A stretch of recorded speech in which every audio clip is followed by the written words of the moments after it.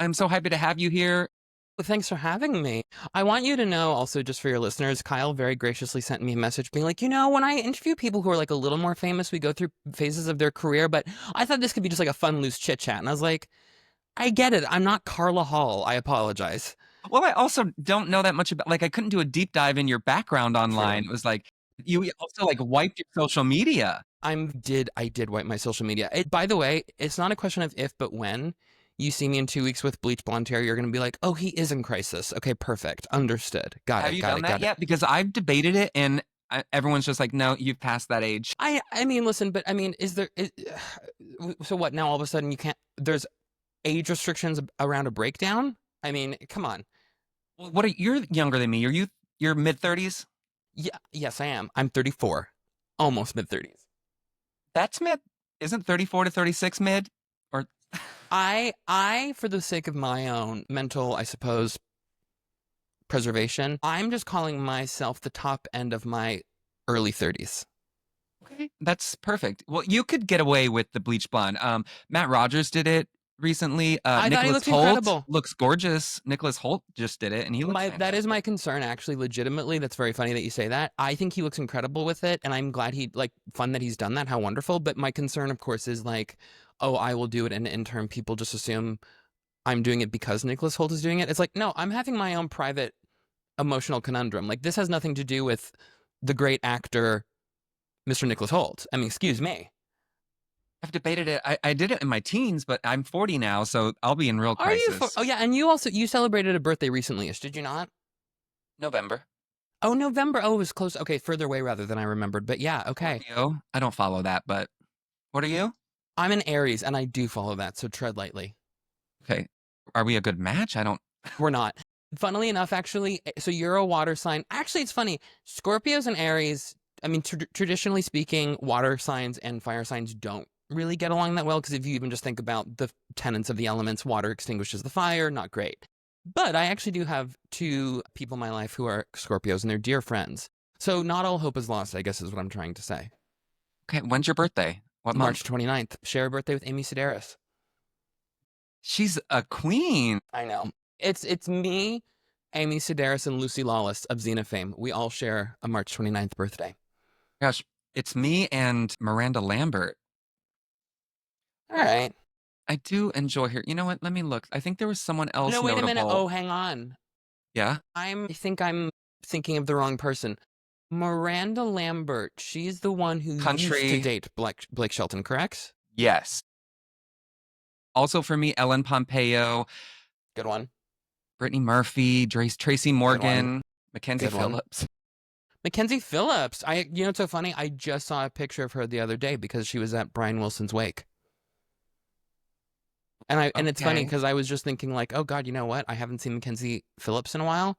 And then boom, there she was. No, I don't think I've seen her since she was on Orange is the New Black for like a season. Remember Oh that? yeah, yeah, yeah, yeah, yeah. Do you know something? Your recall of her is even more recent than mine because the my last vivid memory of her was when she went on Oprah 20 years ago and was talking about her book and then her relationship with her dad, which was not good. Which was not good, as it turns out. Should we start off the podcast talking about incest? I think I let's do mean, I think that. it's kind of, listen, considering where we're at globally right now, incest, and I can't believe these words are about to escape my mouth. It's like small potatoes at this point. I'm like, conversationally, I mean, oh my God. It's like, well, it's that or like genocide. So I guess that's kind of where we're at right now, Yeah, and the globally. White Lotus is making it cool again.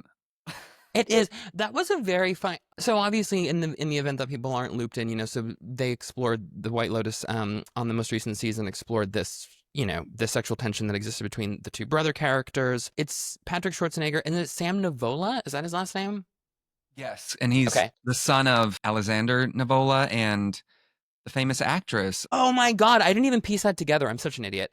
Yes. But so they, explored this whole sexual tension of like, well, they're brothers who are close, and then they're kind of like right from the jump, they're like, okay, there's obviously something sort of very, maybe slightly nefarious afoot. And then it all kind of just escalated to one of them jerking the other one off. And I just was expecting, I mean, pardon the clumsy pun here, but I was expecting a bigger finish. I'll say that. Yeah, I wanted more. I guess my feeling is this. I think if you're going to like if you're gonna dangle that carrot, you just have to commit. It's Chekhov's gun. Like if you're gonna introduce that in the first act, we really need to fire it. We can't fire it and then have, a bang symbol, just sort of emerge from the mouth of the gun. We need there to be collateral damage. So I don't know what it says about me, but I was like a jerk off. I was like, whatever. I was like, who cares? Who cares? Uh, that was a great season. I mean, I think the first season is still my favorite, but I fall in love with someone with Interesting. every I think you're an season. outlier because I think a lot of people would pick the second season. Really? Okay. Well, That because was my I least think favorite. really, I think here's why I think season one is so delicious is because I think there's something about a very intricately woven whodunit that's kind of difficult to beat in terms of appeal. Like, who doesn't love a whodunit? But then I really did love how in season two it all felt like a little looser, and then it felt a little more like you were. I don't know. It felt to me like season two gave everyone an opportunity to just sort of vibe a little more. It was a little slower paced a season, but there were still so many great little nuggets. And so yeah, I know this is gonna be a really novel opinion, but I actually think they do a great job on that show, and I don't care what the Emmy voters say. I agree. Mike White is smart. Incredible. And The my writer. a real feather in my cap is in the very early days of Twitter, and I'm talking like 2010. There was a very brief and fleeting moment where we followed each other back when he was also on Twitter. I know. Well, you're going to be on the fourth season, I guess. I've actually already been contracted. I can't speak about it at length anymore, but let's just say I have a very weird relationship with my character's dad. No, just kidding. Um, So, Emily Mortimer is Sandamola's mom, just so because I mentioned his dad. Yes, really? they're married. Wow. Yeah. Well, that's a But good yeah, that couple. first season was great because I fell in love with who I was already in love with, Murray Bartlett, and I just Sure. think he's gorgeous. That was a tough discovery, though, when we all learned at his Critics' Choice Awards speech that he has a partner for like 15 years. That was a really sobering day, I think, for Really all of us. upsetting. That was tough. But the new season obviously dominating the Emmys. Who do you think deserves? They're all nominated. Who do you think was the Well, standout? except for they're not all nominated. Leslie Bibb got snubbed Leslie and famously. Michelle got Leslie and snubbed, Michelle but got snubbed. Carrie Coon really, I think she was much better than both of them. I mean, that's between you and your God, okay? I can't. Carrie And Coon, that I know, speech at the end. I completely understand. I just think, you know what? At this phase of our careers, who are we to make enemies? You know what I mean? So you think Leslie Bibb, who's No, who's I with Sam think. Rockwell, and he's up against Walter, and I feel like people love Sam, but come on, Walter was in every episode. He deserves it more than Sam. Yeah, I think it does feel it feels like Parker Posey's to lose, if I'm being honest. Because I think there's a kind of attachment. First of all, she was so great in that show. I mean, and I have a long-standing gripe about recent, and when I say recent, let's say in the last 15 years, movies and TV shows I think have really deviated away in that time frame from what I would call like capital C characters, where everyone has a very clearly defined thing that they do. There's a specific way that they speak. There's a specific way that they move. There's a way that they sort of ingratiate themselves or not to the world around them. And I think as we sort of in the last 10 and 15 years have done this incredible pull towards let's make something as grounded as it possibly can be, and let's have these characters like be like you and be like me and all this stuff. And it's like, yeah, but then everyone kind of walks and talks and sounds the same. And so it's nice now on a show like White Lotus, where when you watch that show over the course of so many seasons, you're watching big character performances and performances where people are taking big swings. And so when you look at Parker Posey playing this very, I mean, I think to us, potentially, I mean, certainly to me in Canada, very exaggerated depiction of this, Southern Dom. But also, I think there are women from that place in the States who really do genuinely behave that way. And that is how they speak, and that is how they. So I really love that she took a big swing with that performance also and was like, oh no, I am going to play this character. Like the whole point is that I'm hitting it for the fences. You know what I mean? So not only was she great in the show, I think there's also a kind of appeal that she's having, not unlike Jennifer Coolidge, this resurgence. It's this sort of, and now to be in this very high profile show where she's being critically venerated. I think voters typically for these shows also appreciate a narrative, whether they like to admit it or not. And so I think it's probably very attractive to vote for Parker and for Parker Posey. But I want to be clear too. she should win. I don't want this to come off sounding, I don't want this to come off sounding like, well, there are other mitigating factors that are going to make it so that she'll get that Emmy. I think she'll win it because I think it's hers to lose. I love that we're already talking. This wasn't even in my notes to be White Lotus, but I did want to Let get me into ask, pop culture. I would actually, you know what? I'd be so curious to know what your notes are because, you are absolutely right. I'm not like, listen, I'm no Carla Hall, as we've established. So I'm so curious to know what your talking points are. Well, I mentioned the intro that I grew to love you with a podcast that you did a year or two ago called Tell Me Everything, which was all about pop Yeah. culture. Yeah, And you yeah, yeah, brought yeah, people on to yeah. talk about their three like pop culture moments that really made an imprint on their lives. And you want them to explain it all to you if you're not familiar. Yeah, yeah, that's right. That's how I really grew to love you. And just the people you had on and your vibe, I was like, we need to be friends. We like the same things. So we're already talking about the White Lotus Yeah, and Mike yeah. White. Doubling back to that, did you also have a history with Mike White with Enlightened? Was that one of your shows? Yeah, I will say I got into it Enlightened late though, because I actually did not watch it when it was on initially in the early aughts. I think I came to it probably 5 or so years after it had already gone off the air. But I was a big Mike White fan even prior to that because Year of the Dog. Year of the Dog. Yeah, I was going to really point to that movie because I was going to say School of Rock, and obviously that's an incredible movie, but it's not like I watched that as a kid going, that's Mike White. Whereas I remember going to the movie theater in Halifax, where I was living at the time with my mom, sitting in the movie theater at Spring Garden Road and watching Year of the Dog and being like, I can't believe, like, it just being so blown away by that movie. And then by that point, that was probably the first time I'd seen Molly Shannon outside of Saturday Night Live, and I was like, "Oh my God!" Like it was, like you can't believe how amazing like that woman is. Genuinely incredible. Gosh, so diverse. She's underrated. Well, he's reaching, listeners. He's reaching. Did you read her book? It's I have to tell you, fantastic. I have not read her memoir. It is on the list. I I'm so taken by her actually, genuinely as a person, because another gripe of mine, and I think actually I do wonder if these things are sort of related actually, but it seems to me that, I mean, by the time you and I were growing up as kids, we were sort of experiencing the last gasp of this, but we used to have a wealth of, and I use this term with affection, eccentrics, you know? And we used to have these people on TV all the time. And they were frequent talk show guests, and they were people who were prized not because they had something to promote, but just because they had an interesting lens through which they look at the rest of the world. And so then they make a great guest or speaker or whatever. And so I also, I so loved watching her talk about that book. And then obviously, the very profound loss of her mother and the very unique relationship she had with her very in the closet father. So, I mean, there's I know I would love it because I love her, but I'm embarrassed to admit that I've yet to properly dive into her book. She's a queen. And did you see Other People, the movie that she was Of in? course. That's probably my favorite. That tore me apart. That's also one of those movies where I'm like, it's not always a case of, and by the way, I'm saying this, I should say very quickly, I don't remember who won the Oscar for Best Actress this year, and I'm not trying to take away from whoever did. I'm sure whoever did was totally worthy. I'm But trying to remember too. like, when you watch Molly Shannon in that movie, you're like, okay, well, so it's not always a case of the best performance of the year winning an Oscar or even getting nominated. Because when you watch her in that movie, you just are like, wait, how didn't you win an Oscar for this? Like, She she's won an Indie so, Spirit Award. I remember that speech well. And then she quoted her Mary Catherine Gallagher character at the end, thank God. But yeah, I did have that in incredible. my notes. I did have like SNL women that we grew up with, and you're a little Yeah. younger, but mine was Molly Shannon, Sherry O'Terry, Anna Gasteyer Same, on the same, SNL. Okay, same, same. And same. then Kristen Wiig Not, after Amy Poehler. yeah. And actually, I was a real Sherry O'Terry girl myself, I'm trying to get her on the podcast. She's so underrated. I don't know why she I didn't know blow up she's, afterward.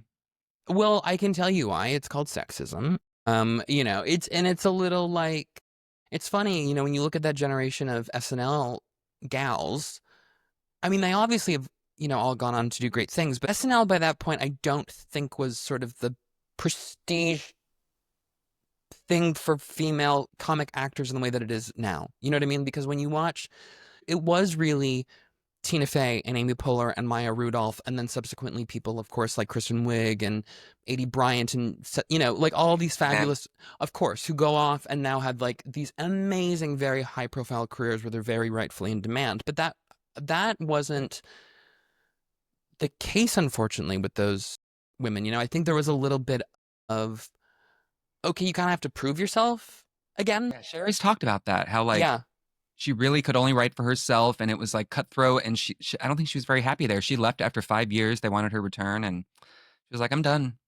Yeah, and I think too, I would imagine it's difficult, I mean, beyond the framework of that show, because at least on an SNL, you can write for yourself, right? And I would imagine if you are a very specific type of personality and also performer, if it's difficult to find people that can really zero in and understand, like, oh, like you can do this. Okay, got it. Or like, oh, this is your deal. Or this is, oh, yeah, okay, I get it. I get what you're doing. I get your voice. I get your whatever. So I think it's really difficult if you have a very specific voice. It's probably hard for a lot of people to then just think, well, I can slot in and write for you, no problem, I can already tell that we're not going to get through all my notes, so I want to have you back like as a regular because there's just too much pop culture. I think I let's just stick to pop culture today and we'll do gay stuff another time I because love that. That's great. That's yeah, great. because I want to talk more TV and movies. Did you watch The Pit? Because that's my number one. Yeah, I'm gonna be honest with you. I'm not charmed by a medical drama. And But so I are and you I and charmed by Noah Wyle? of course, and I'm sure he has an enormous dick, and everyone talks about his hung smile, and I'm sure and I'm sure, I look, he's a Did you vision for a watch? reason. You've watched. You've tried it? No, You haven't even haven't. tried it. I'm gonna be honest. My bandwidth for things that are serious right now, not super high. Okay, so what are you watching right now? And what are you tangled in right now that you're loving? Let's start with the good Ooh, stuff. I'm gonna be Current. honest. There are two things that I really am genuinely obsessing over right now, and one is a new obsession, and then one is one that I've had for it's a long-standing love that I've had since I was a teenager, but I'm sort of revisiting it, as it were. And the first being, and this is the new thing that I'm really into. I think also this recommendation is going to make me sound in earnest like I'm 80 years old, but are you at all familiar with the show Taskmaster over in the UK? No, I'm sorry.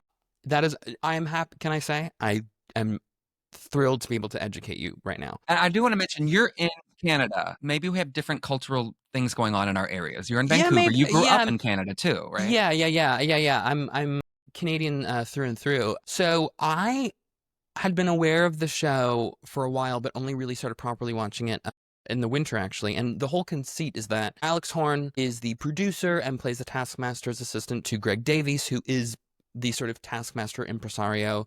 His vibe is very like King Daddy, Greg Davies is 6'8". He is a tall drink of water and like very. I always think of Greg Davies as being the last great gentleman because he's tall and British and has this incredible speaking voice and he's so funny and he really has a kind of energy and way of expressing himself that I think actually harkens to a day gone by. Like I think very much sort of lends itself to that era of raconteurs who would have gone on a talk show and just regaled people with wonderful stories. You know what I mean? Like it's that kind of vibe. Anyway, so the conceit of the show is that 5 comedians come on and separately, sometimes together, but mostly apart, they will film different tasks. And Where are some you of these streaming this?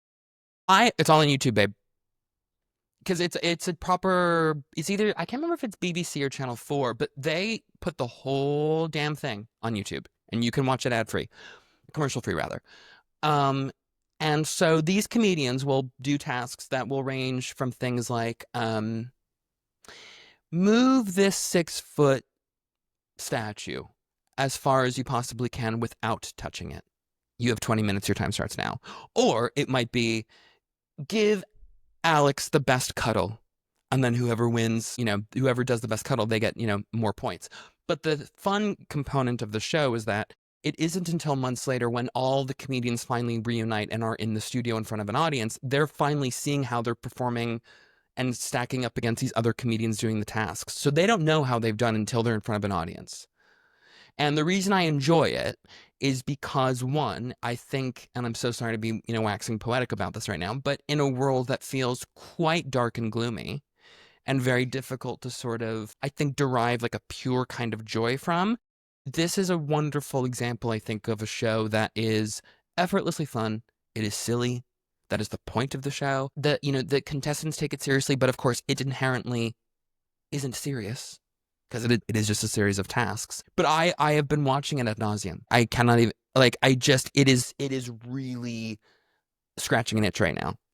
I will make sure to watch. And I just want to mention you have a history of working in entertainment and writing and producing. So you just talk first what you do as your full-time job for Oh my writing God. and Yeah, sure. So I've been a writer for a long time. And right now I'm very gratefully employed by this lovely podcasting network called Wondery. And so I work on 2 shows there called Rich and Weekly and Even the Rich. And so I write and produce those shows. And sometimes if anyone's listened to a Rich and Weekly, you might also recognize me because every so often I'll fill in on that show and I'll guest host, but not super often. But yeah, so that's my shtick.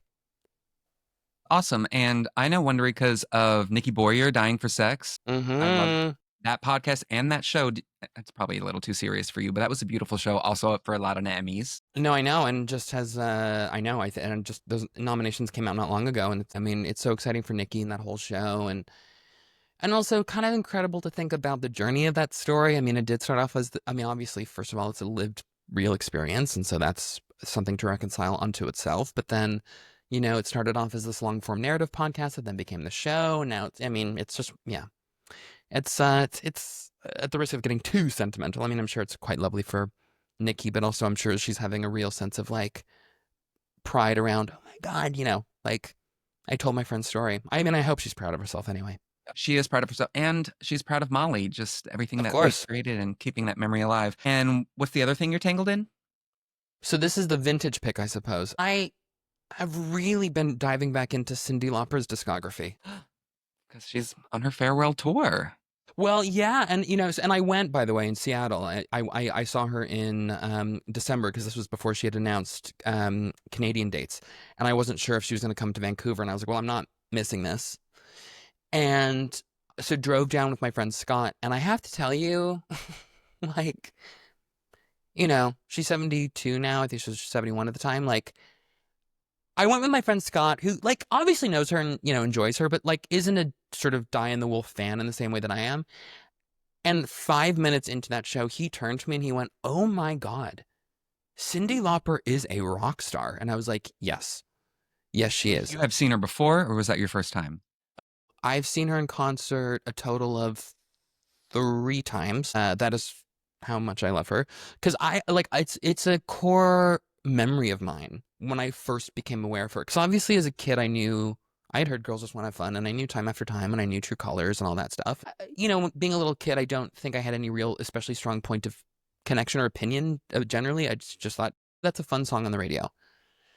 But I remember I was 13 or 14, again at this point living in Nova Scotia with my mom, and we were living a little more remotely at the time. So Halifax being Nova Scotia's like big city. It's not big, but it's their big city. But we were living in Hackett's Cove, which is sort of like an hour drive outside of downtown.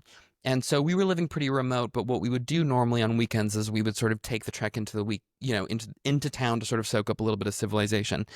And I remember, just to really date myself, walking into the HMV with my mom, and she bought herself a CD, and on the cover, I didn't recognize the woman, or I don't even really know that I clocked the name, but there was this peroxide blonde woman in a really pretty cocktail dress poking her head out of a manhole with this, New York City backscape behind her. I was like, oh, that's a pretty cover.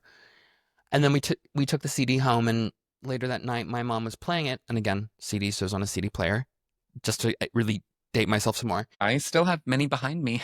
This is just how we used to do things. And she starts playing the first song, and then I start hearing this cutting sound, like this choppy, like this, like, and because it's a CD, I walk over and I start inspecting it, and my mom notices, and she's like, "Oh, what are you doing?" And I'm like, "Well, the CD's skipping. Like, you just bought it, and it's already cutting in and out." And she went, "No, honey, that's her holding a note, and that cut, like that choppy sound or that cutting in, that was just her vibrato." And just Which doing song? that. Do you remember the song? Of course, I remember the song. It was her singing At Last. Because she did this, it was, and that's what the record was. It was her Yes. doing all those, standards from the 50s and 60s. And I had never heard a person do that with their voice before. And I'd never heard a person be able to manipulate their voice like that before.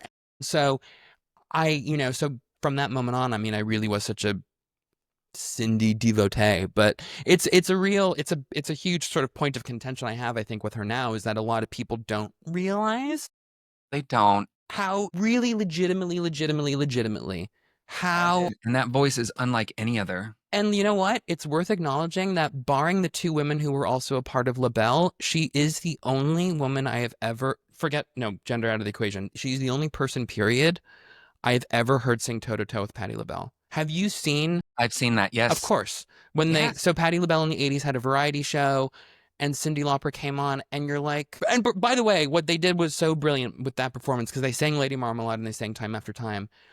Patti gave Cyndi all the high notes on Lady Marmalade and then Cyndi gave Patti the lead on Time After Time.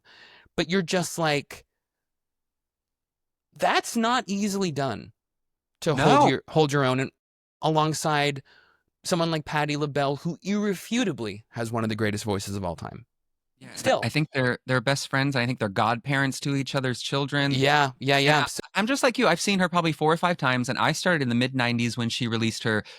Well, no, my mom used to play "She's So Unusual" on a cassette in the early '90s, and my favorite for us to sing along to was "Money Changes Everything." that's my song. That is That's my that's like, favorite song that's like in my top 5 songs of all time. all time. Liam, It's incredible. Scorpios and Aries can get along. Who So it knew? was that, and then 94, 95 when she released 12 Deadly Sins, like I became Mhm. just entranced by I'm Gonna Be Strong because I had never heard that song. And the notes she hits, and she's still performing that I song. know. That's the I know. hardest song to sing. Yeah, I She's just remember. underrated. Underrated. Yeah. So those are the two things that I've been really kind of obsessing over lately, and I've always been wired in such a way, and I think this is actually strangely quite common. It would seem of a lot of gay men that I know, which is that when we find a person or a thing that we love, we will happily make ourselves sick on it. You know what I mean? Like listening to the same song over and over and over again, or watching this thing, or watching like, and so I've been listening to her now like exclusively for so many months, and I'm not like not sick of it. Not Favorite like, album of hers? oh, I mean, I think the best album. It's funny. I was like weirdly thinking about this recently. Cyndi Lauper's an odd one because she actually is like, barring maybe one or two, like she's really consistent album to album to album. Like Cyndi Lauper is a good albums artist. But if I could point to one, I mean, genuinely the two that jump to mind are Hatful of Stars and She's So Unusual. And I know She's So Unusual sounds like such an obvious pick, but also it's a perfect album. So what do you want? It is. It is. You know? Well, you're an old soul like me because people our age are not like Cyndi Lauper is one of my top of all time. So I love that. Yeah. But hang on. Do you think though, because I wonder about this old soul thing, and I think, there's probably some truth to this, but again, do you think it's also a little bit of like straight versus gay? Because I think if you spoke to a lot of gay men our age, Yeah. not to say that they would be like uber fans, maybe in the way that we are, but I think there at the very least would be that awareness or appreciation. Whereas I don't know that straight people would have that same type of like plugged inness with these types of figures. No, I don't think 10-year-old gay kids are listening to like I was at 10 years old listening to a 40-year-old woman. Like that's my favorite. Well, now wait a minute. So do you think that's true? That because I guess that is the question. Do you think then also too? Next question. Do you think young gay kids then aren't doing that now? They don't give older women attention. Like where are they hearing older women? Well, I mean, but you could say the same with us. Like we also would have taken it upon ourselves because obviously, you and I predate the Spotify era, but we would have been YouTube kids and teenagers, and like, Well, Stevie Nicks is definitely having a resurgence. Like people are discovering her. yeah, you know what I love about Stevie Nicks? It feels like she has a resurgence every 6 months, which always makes me so happy because it means that more young people are finding her. Yeah. And Alanis Morissette, who is my number one. oh, Alanis Definitely a is a good resurgence. And one. it has to do with Jagged Little Pill is 30 years old now. People that loved it back then now have money and they want to fill a stadium to see her arena. Yeah, It's like, yeah, and probably, and those people have kids, and they're bringing their kids to those shows. I wonder actually if young gay kids are listening to older people in the same way that you and I would have been, just because I think they're more set up for that than we ever were. Because, You know what? You're probably right because a 10-year-old now, like Lady Gaga's almost 40, Beyonce's in her 40s. So I yeah, guess it is the same. It's just a different sound. it's a different sound. And then I would think, not unlike you and I, for more contemporary people that we would have grown up listening to and enjoying, because especially when you're a teenager and your obsessions are sort of at their peak and you're happy to just enjoy whatever extension of the brand. It's like you want to watch the interviews, you want to read all the magazine articles, you want to watch all the performances, you want to do all the things.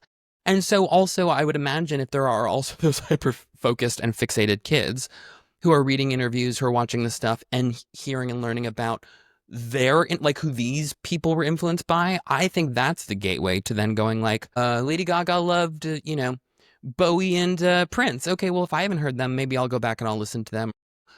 Like, with Chapel Roan now, I mean, like the three names that constantly float around her are Cyndi Lauper, Kate Bush, and Stevie Nicks.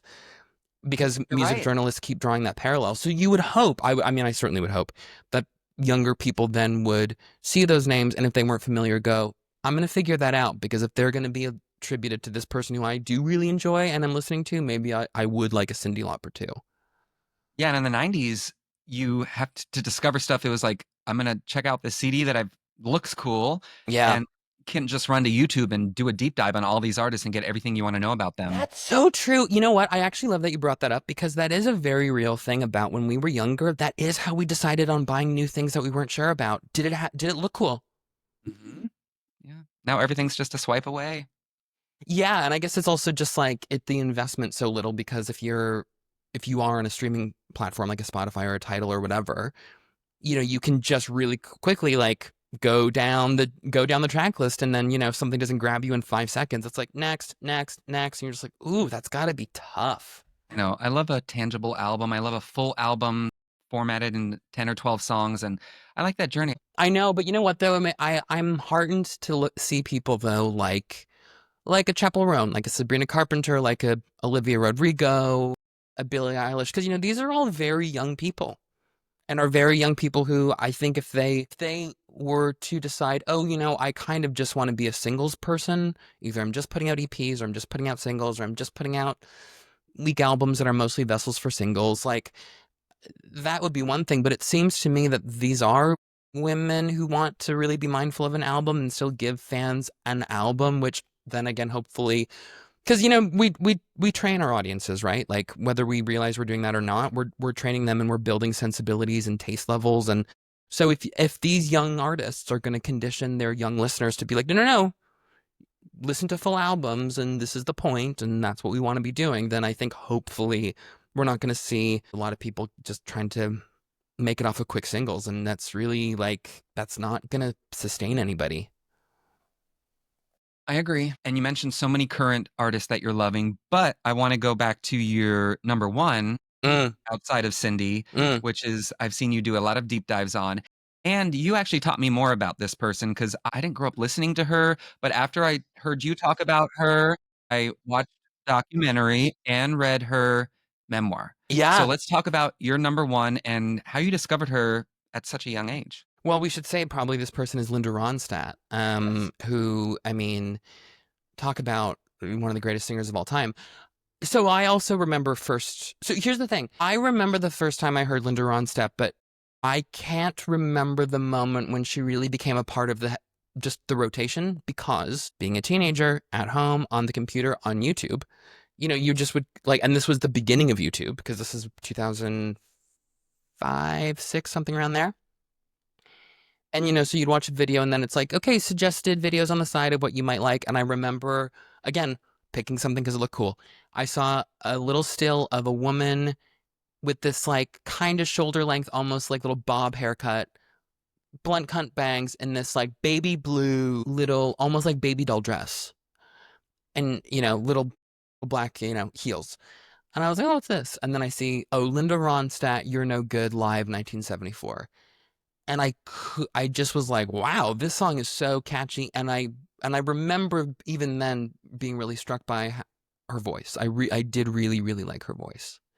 But then for whatever reason, years went by and I didn't plug into her in the same way that I would have a Stevie Nicks, a Tina Turner, the women also from that sort of era that I, by that point, was already listening to a lot. And I know that Linda Ronstadt came more into my heavier rotation of people I listened to all the time once I was in my early 20s, but I can't remember what would have spurred that. I mean, she also became a person who, no joke, I listened to almost exclusively for years. Just I could not get over and still can't get over how great her voice is. And also, I mean, Glenn Frey of the, Eagles put it best. He said, because Linda Ronstadt, in case people don't know, can't sing anymore because she was diagnosed initially with Parkinson's and it was then re-diagnosed as a progressive nuclear palsy. But basically, neurological disorder. In her documentary, would you remember the name of the documentary? It's Within the Sound of My Voice. Okay. It's a beautiful documentary. It is. I learned so much from that. It's and incredible. That she was like the Beyonce of, like, she was the first woman to sell out arenas and do rock shows. I did not know any of that. I knew she was popular, but I didn't know the extent how huge she was. Yeah, and actually it's funny that she, because in the documentary Bonnie Raitt says, she was kind of like our Beyonce, but in a way too, I think, and this is going to sound weird for people who maybe aren't super familiar with Linda, but I actually think in a way she kind of set the stage for Whitney Houston as well, of like this extremely beautiful woman who also has this voice that you can't believe is coming out of her mouth, and also has this kind of universal appeal where men want to be with her, but girls want to be like her or want to be her friend. And so she really, she was this like huge trailblazer, particularly for a solo act. Because I think that's worth acknowledging that I think she's the first solo act female to sell out arenas on her own name. Because considering, like, by that point, Stevie Nicks would have already, and Christine McVie were already in Fleetwood Mac. Fleetwood Mac definitely was doing big arenas and then stadiums by the time they were in the band. So Linda Ronstadt was like this total shape-shifting chameleon iconoclast singer who really, I think, is singular because, a lot of singers now sing a bunch of different stuff. Like, we see that all the time, and everyone does their standards album and everyone does their, their little side, whatever. But she was an unusual one to me because I think she was someone who could really plug herself into different genres of music, making very clear choices about the way in which she was going to sort of adjust her voice to sing different styles of music, but then always sounding like herself. Yeah, I didn't realize the extent of how diverse her sounds are. Like, she does rock, she does blues, country, she did trio with Dolly Parton. I mean, she sang opera, for Christ's sakes. Yeah, she's had Spanish albums. Reading her book, she's very rigid, very technical with music. I wonder, when I read that book, like, there seemed to be times where she just maybe didn't enjoy it. Like, she's very hard on herself. It's a moment that gets recounted in the documentary, which is so heartbreaking. Peter Asher, who used to be, her manager for decades, shared a story of, a big part of why in her early days as a performer was she would close her eyes a lot when she was singing. And he asked her, why do you do that? And she shared with him, because when she opens her eyes and if she sees, you'll see just people sort of innocuously chatting and during a show or whatever. And for all we know, they're saying, I need to go to the bathroom, or I'm going to go get a snack, or even, I'm really enjoying this, or isn't this great? Linda was convinced, if she saw two people speaking to each other in a show, that she was convinced they were saying to each other, this is the worst singer we've ever heard. I don't like it. And she's also a person who's gone on record as saying she can't listen to herself because it ruins her day. Like, it's kind of heartbreaking to think, like, wow, for all those decades that you were this virtuoso singer, did she really genuinely go that whole time not really appreciating what she had? And now the sort of irony of, like, and now she can't do that thing anymore, right? And are you sort of, is she left with the sense of feeling like, oh, I never reached my full potential as a singer? And of course, meanwhile, we're like, you are the standard for singing. Like, you are one of the main people that people point to as being one of the great singers of all time. But if that's not how you feel inside, it's not going to matter what anyone else is going to say, obviously. I hope she realizes that. I don't know, though. I don't know either, because I in a recent interview of hers, I think the genuinely, and again, I've read all the interviews, I've seen all the things, I've listened to, The nicest thing I've ever heard Linda Ronstadt say about herself as a singer was, I think I was a pretty good singer. Like, She was number one. She was groundbreaking. incredible. And also another person too, I would so like, she actually more than a lot of people, like, I worry that her catalog has kind of been lost a little bit to the sands of time. I suspect we'll probably see a huge Linda boost once Selena Gomez does that biopic.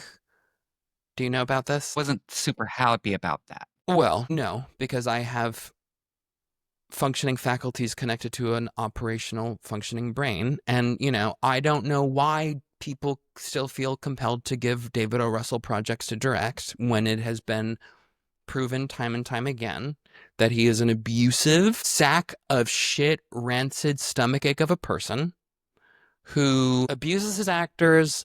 And by the way, and this is the other thing too about David O. Russell, because there's such a thing about like, well, we tend to excuse bad behavior if the person's really talented, or if they're a genius, or if they're like a blah blah blah. David O. Russell is neither of those things. Let me tell you something right now about David O. Russell. Not talented. I don't care that he's established. I don't care that he's worked a lot. I don't care that he has Oscar nominations to his name. Can I tell you about my watching experience of Silver Linings Playbook? May I share this with you? Sure.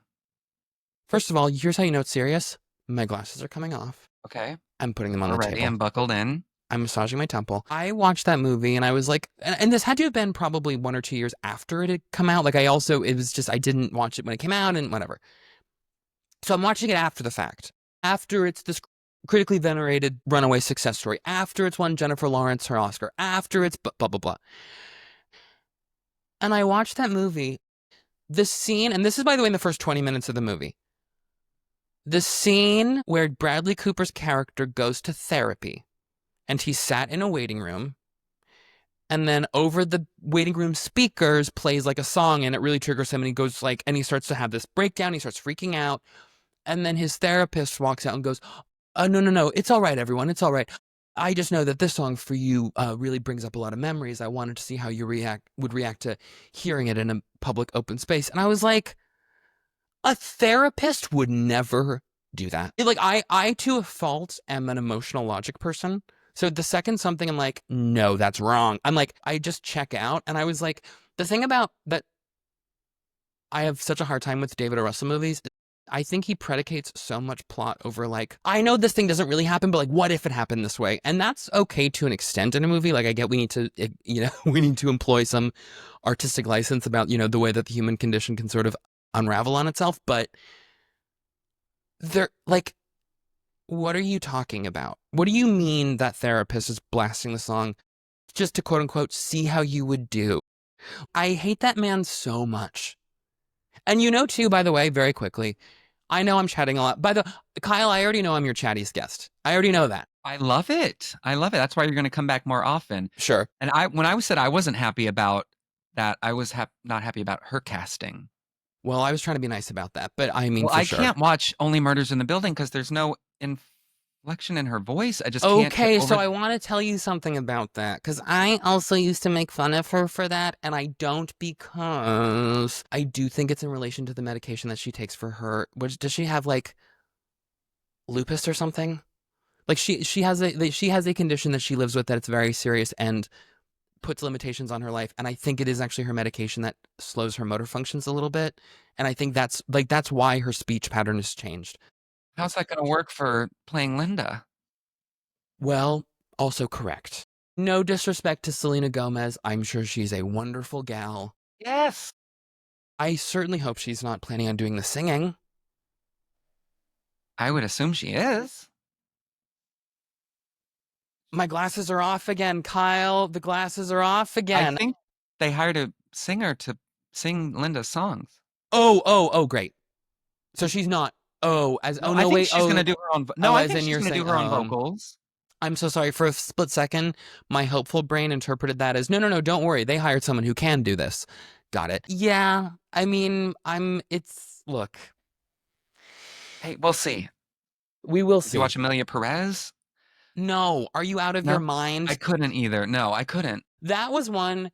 that was a movie that from the second I saw it, I was like, bad news.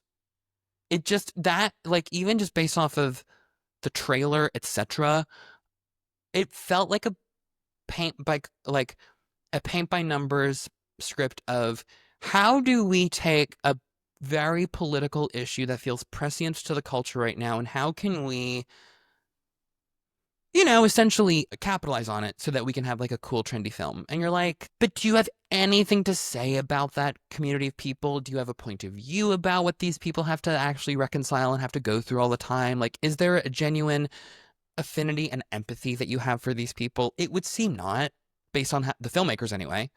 Like, they seem pretty nonplussed by that. And then when you watch those clips, you're just like, how is anyone taking this seriously? And the Golden Globes awarding it Best Picture, Well, and joke. also, A joke. again, bless her, and I'm sure she's lovely, but how is Zoe Saldana a part of that conversation? Like, I don't, like, and that's less of a criticism on her performance. It's more just that the movie doesn't seem to work. So if the movie isn't working, then how are then individual performances within that movie getting... I mean, I suppose there, you know what? Two Actually, people who haven't seen it, but we know. yeah, This I mean, doesn't work. I know, and I was also going to say, out of fairness to her, because you know what, there are absolutely instances where there are actors who turn out fucking incredible performances in movies that do suck. That does happen. That does happen. So maybe, for all I know, she's a fucking revelation. For all I know. Before we go, I never can leave off an opportunity to talk about my favorite, Alanis Morissette, and you being Canadian. Well, yeah. Did you grow up? Was she huge in your life? Oh, for sure. And you are about to, I mean, first, I hope you're wearing 2 pairs of underwear, Kyle, because you're about to cream your jeans when I tell you this. What? Tell me. I have to tell you that I used to know a woman who, so you should know, so I was born and raised in Ottawa, which is also where Alanis Morissette is You was from. born, yes. Correct. And years later, when I was living in Toronto, I met another woman who also, she's like 20 years older than I, like she's like Alanis' age, but also grew up in Ottawa. This woman, when she was a teenager, was in a teen improv troupe with Alanis Morissette and Sandra Oh. They were in it together? Apparently. I've never even heard that Sandra and Alanis know each other. According to this woman, this is what she told me. Not at the same time, but Sandra and I think, are from the same area in Ottawa because she and I went to the same grade school and middle school. Love Sandra. I love her. Amazing. I saw her on Colbert do a lash out. I loved it. I mean, that... Yeah, you did grow up listening to Alanis. Yeah, that whole Just Jagged situation. Little Pill like most people, or did you continue? No, I continued. Okay. I continued on with, like, Supposed Former Infatuation Junkie. My favorite. And then, yeah, really good. And then the album after that was Hands Clean. Was that it? Under Rug Swept. Oh, right. But the single was Hands Clean. And I think I kind of fell off after that, TBH. But you have to understand, like, being a Canadian child in the 90s was a very weirdly galvanizing thing because it happened to be that in the 90s, there was an influx of not just famous Canadians, but it was famous Canadians who were uber famous. Yeah. It was Alanis Morissette. It was Celine Dion, Shania Twain, Sarah McLachlan, Jim Carrey, Mike Myers, all these people. And it was so exciting being able, because, like, you know, in the States, I think when an American becomes successful in America, like, I don't know, or I wonder if it holds the same kind of cachet, because at least in Canada, also in the entertainment industry, there, and I think this has changed now in light of what's happening, but, you know, it used to be forever for us that, like, if you made it in the States, it was like, oh my God. Like, well, you've made it.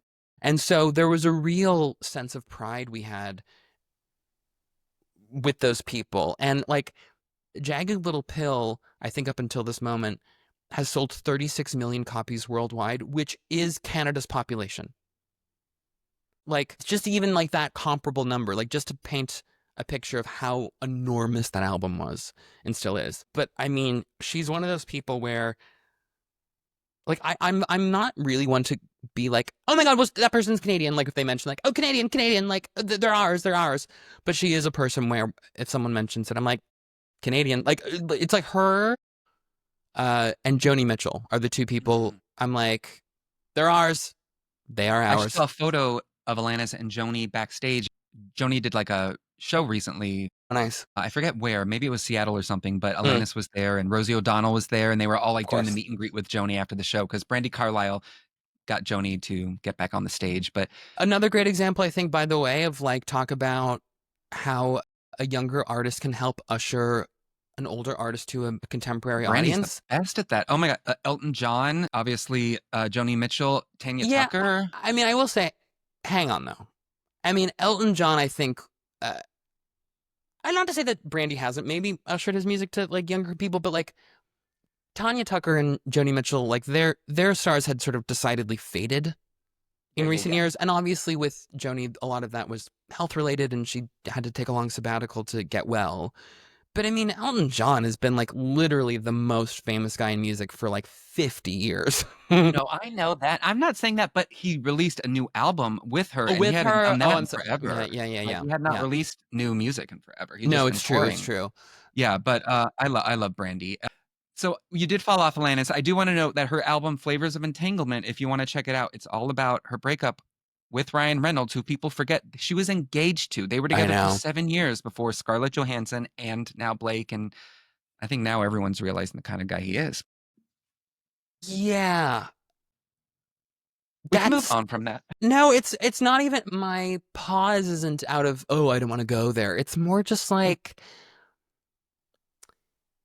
they are weird ones to figure out. Like the Blake Lively of it all, and obviously as it pertains to the Justin Baldoni and like the whole like that whole situation is so sort of bizarrely fascinating to me.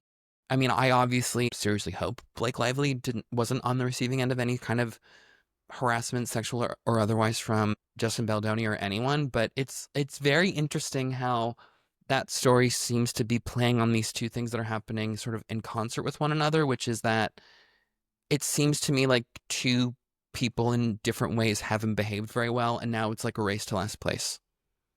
It's a race to last place of trying to cover your own tracks. Like, do I believe that Justin Baldoni probably was inappropriate with Blake? Yeah, I do.